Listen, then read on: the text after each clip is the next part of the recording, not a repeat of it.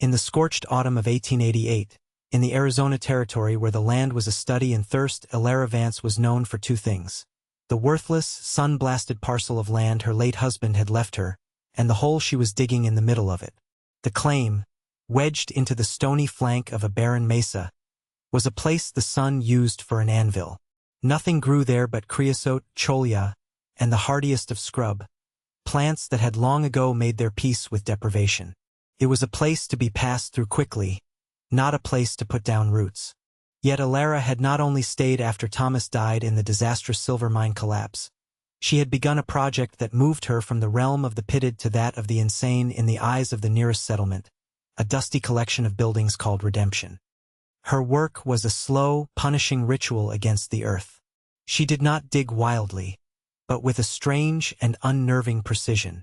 She had chosen a spot in a shallow arroyo, a dry wash that scarred the base of the mesa, a place where any sensible person knew water only ran in furious, temporary torrents during the summer monsoons before vanishing back into the baked clay and rock.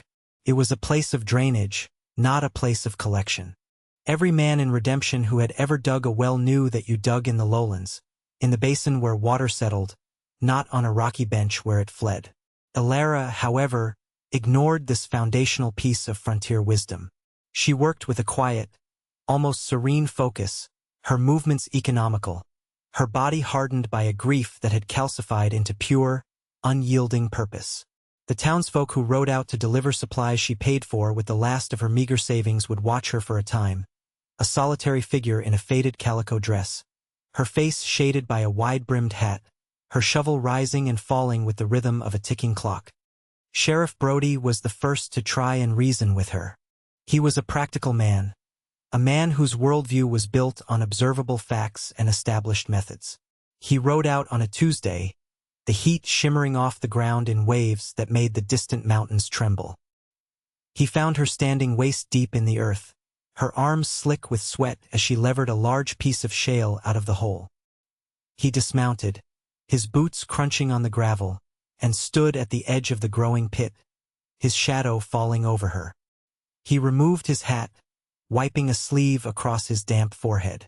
"Elara," he began, his voice gentle but firm, the kind one used for children and the bereaved. "This is folly. There is no water here. Not the kind that lasts."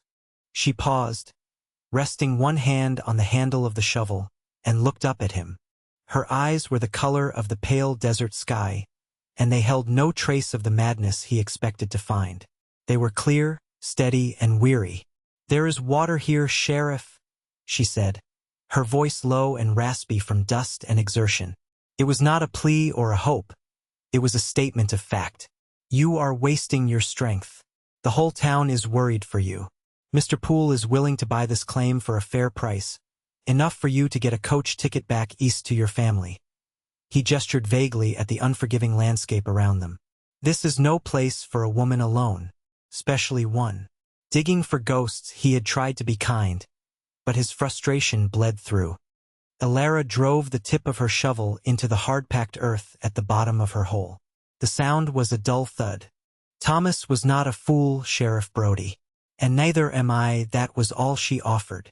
She did not try to explain further, did not try to justify the inexplicable. She simply bent her back to the work again, lifting another shovelful of dry, rocky soil and adding it to the growing mound beside the hole. The sheriff watched her for another long minute, the silence broken only by the scrape of steel on stone and the buzz of a lone fly. He saw a woman engaged not in an act of frantic desperation, but in a project of immense and patient labor. It was a methodical madness, and that, he found, was far more unsettling than simple grief-stricken delusion. He put his hat back on, shook his head slowly, and rode away, leaving her to the silence and her impossible task. His report back in town only cemented the prevailing opinion. Dorothea Weiss, who ran the general store, clucked her tongue and spoke of Elara as if she were already a ghost. "Poor thing," she would say to customers, weighing out beans or flour. "Her grief has cooked her senses, digging in solid rock. It is a terrible shame others were less charitable." The men at the saloon made jokes, calling her claim Elara's folly, and taking bets on how many weeks it would be before she gave up and came crawling back to town, begging for charity. Pity was the kindest response she received. Most offered only ridicule, a safer position from which to observe a tragedy they felt no responsibility to prevent. They saw a widow, broken and alone, clinging to a worthless piece of land and digging her own grave one shovelful at a time. They saw what was on the surface, and the surface was all they knew how to read. What they could not see was the memory that fueled her, the knowledge that was as solid and real to her as the stone beneath her feet. It was the memory of her father, a man who had not seen the world as a place of surfaces, but of systems and layers. He had been a geologist, a man with calloused hands and a mind that saw time in epochs, a man who carried rock hammers instead of pistols. He had taught her to read the land not for what it was, but for what it promised. He had walked with her through arroyos just like this one, his boots scuffing the same dry, cracked earth. He had never spoken of finding water. He had spoken of understanding it. Water has a memory, Elara, he had told her once, holding up a piece of water-smoothed sandstone he had picked from a dry creek bed. It remembers the paths it has taken for 1,000 years. A dry wash is not a grave for water. It is a map of its journey. Her father had taught her the secret language of the rocks. He showed her how to identify the porous, gray-white tuff, a volcanic rock that acted like a sponge, soaking up the rare rainfall and holding it deep underground. He pointed out the impermeable layers of dark basalt, the ancient lava flows that acted as subterranean dams, trapping the water that filtered down through the tuff and creating underground reservoirs. He taught her to look at the plants not just as green or brown, but as indicators. The deep-rooted desert willow and the hardy mesquite, he explained, could send their roots down 50, even 100 feet. But a particular, unassuming shrub with pale green leaves and tiny, almost invisible yellow flowers, the plant she had found growing in a stubborn line along the base of this arroyo, was different. It was a phreatophyte, a water lover, one that could not survive unless its roots could touch a constant, shallow source of groundwater.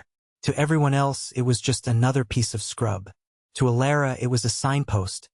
She remembered standing with her father on a high ridge overlooking a valley, him explaining the concept of a perched aquifer. Most men see a basin and think water must be at the bottom, he had said, sweeping his arm across the lowlands. And they are often right for a time, but that water is surface water, runoff. It is fickle, comes and goes with the rains. The real water, the ancient water, is trapped in the high places, held in the earth by layers of rock that folded and faulted millions of years ago. A man who understands the bones of the earth does not have to beg the sky for rain. This arroyo, she had realized upon inspecting Thomas's claim, was not just a simple drainage ditch. It was a fault line. On one side stood the impermeable granite of the mesa, and on the other the porous volcanic tuff. It was a perfect geological trap, a place where water, draining from the vast tableland of the mesa above, would be forced downwards through the tuff until it hit an older, deeper layer of impermeable rock, pooling there in a hidden, permanent reservoir. The line of yellow-flowered shrubs was not an accident. It was the living evidence of that hidden pool, the surface expression of a deep and patient truth. She had tried to explain a sliver of this to Sheriff Brody, on his second visit a month later. He had come with an offer of work for her in town, mending clothes for the miners, a charitable gesture meant to give her a dignified exit from her folly. She was deeper in the hole now, easily 10 feet down, using a bucket and a rope to haul the dirt and rock to the surface. He had marveled at the sheer volume of earth she had moved, the neat piles of sorted rock, shale in one, sandstone in another. "Elara, look at this," he'd said, his voice strained with exasperation. "You have hit solid rock. This is the end of it." He was pointing at a layer of caliche, a concrete-like deposit that was notoriously difficult to break through. "I am aware," she had replied, her voice echoing slightly from the confines of the hole. "It is a caprock. It is often found above a water table in arid lands. It seals the moisture in." He had stared at her blankly. "It is a sign," she said, trying again. "The plants, the shape of this wash, the type of stone.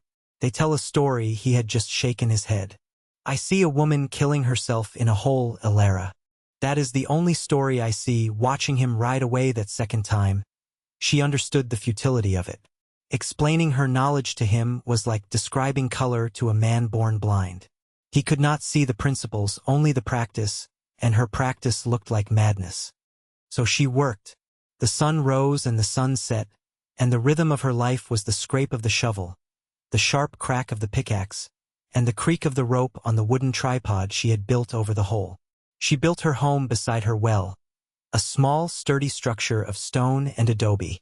She had carried the stones herself from the arroyo, choosing flat, stable pieces that fit together like a puzzle.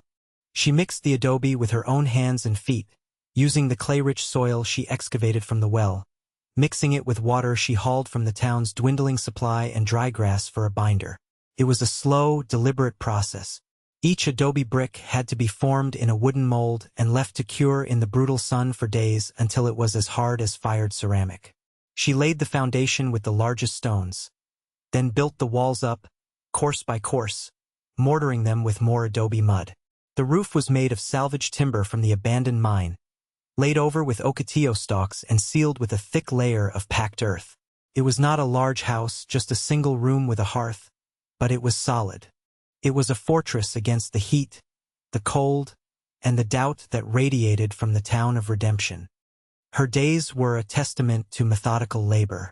She would wake before dawn, the air cool and tasting of dust, and work on the well for 4 hours, during the most forgiving part of the day. The caliche layer was the worst. It took her 3 weeks of relentless, jarring work with a heavy iron pick and a sledgehammer to break through it. Each swing sent a shockwave through her arms and into her bones. She would chip away mere inches a day, hauling the stubborn white chunks out in the bucket. Below the caliche, the soil changed. It became damper, cooler to the touch. It was a subtle shift, one that only a person paying the deepest attention would notice, but to Elara, it was a shout of encouragement from the earth itself. In the heat of the afternoon, she would work on the cabin, the thick adobe walls providing some measure of shade as they rose. Her evenings were spent mending her tools, planning the next day's work, and eating a spare meal of beans and corn bread. She was always tired, an ache settled deep in her muscles, but it was a clean, satisfying exhaustion. It was the weariness of creation, not of despair. The town's pity slowly curdled into a kind of morbid fascination. The children were the cruelest. They would sometimes ride their ponies out to the edge of her claim and shout names at her. Calling her the Rock Witch or Crazy Elara, she never acknowledged them. She simply continued her work, her focus an impenetrable shield. Their words were meaningless noise compared to the clear, silent language of the earth she was learning to obey. She was no longer just following her father's teachings. She was confirming them with every swing of the pick, every bucket of earth she hoisted. She was engaged in a deep conversation with the land, and it was beginning to whisper its secrets back to her. The layers of soil told a story of ancient floods and long droughts.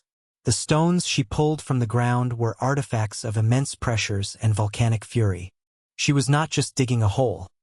She was excavating a history, and in doing so, she was securing her future. The summer monsoons came and went with disappointing brevity that year. The storms that usually refilled the cisterns and rejuvenated the pastures were weak and scattered. The creek that fed Redemption's wells slowed to a trickle, then stopped altogether. By late September, the water level in the town well had dropped alarmingly. What came up was thick with silt and had a bitter, alkaline taste. Rations were imposed. Tempers grew short. The green in the small garden plots behind the houses withered and turned brown. The laughter of the children who had mocked Elara was replaced by the whining of thirsty mouths. The land was calling in its debts, and the people of Redemption, who had lived on the surface, drawing from the shallow, easily won water, were discovering how poor they truly were. Out on her claim, Elara felt the change in the air. The quality of the silence was different, heavier. The heat seemed more personal, more malevolent. She was now more than 20 feet down, and the earth she brought up was cool and dark, smelling of damp stone and deep thyme. She worked by the light of a lantern now, Even during the day, the circle of sky above her a brilliant, burning blue. She knew the drought was bad. On her last trip to town for supplies, she had seen the worry etched on every face. She had seen Dorothea Weiss measuring out water for customers from a barrel with a padlock on it.